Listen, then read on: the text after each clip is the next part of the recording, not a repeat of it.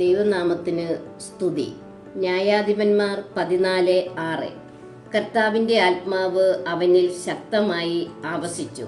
സാംസൺ മാതാപിതാക്കന്മാരോടുകൂടെ തിമ്നായിലേക്ക് പോയി.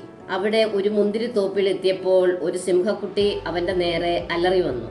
കർത്താവിന്റെ ആത്മാവെ അവനിൽ ശക്തമായി ആവസിച്ചതുകൊണ്ട് ആയുധം കൂടാതെ ആട്ടിൻകുട്ടിയെ എന്ന പോലെ ആ സിംഹക്കുട്ടിയെ അവൻ ചീന്തിക്കളഞ്ഞു. എന്നാൽ മാതാപിതാക്കന്മാർ അക്കാര്യം അറിഞ്ഞില്ല.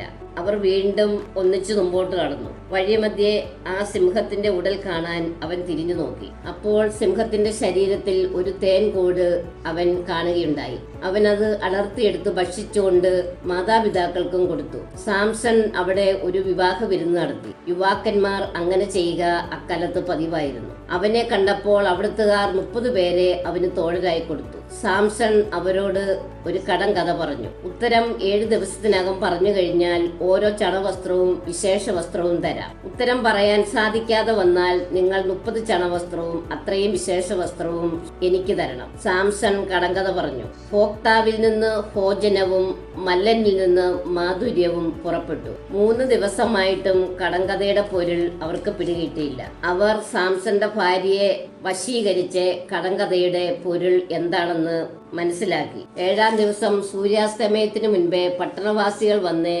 അവനോട് പറഞ്ഞു, തേനിനേക്കാൾ മാധുര്യമുള്ളതെന്തേ? സിംഹത്തേക്കാൾ കരുത്തുള്ളത് ആരെ? അപ്പോൾ അവൻ പറഞ്ഞു, എന്റെ പശുക്കിടാവിനെ കൊണ്ട് ഉഴുതില്ലായിരുന്നുവെങ്കിൽ കടങ്കഥയുടെ സാരം നിങ്ങൾ മനസ്സിലാക്കിയില്ലായിരുന്നു. കർത്താവിന്റെ ആത്മാവെ അവനിൽ ശക്തിയോടെ വന്നു. അവൻ കടങ്കഥയുടെ സാരം പറഞ്ഞവർക്ക് വിശേഷ വസ്ത്രങ്ങൾ കൊടുത്തു. ഹല്ലേലൂയ.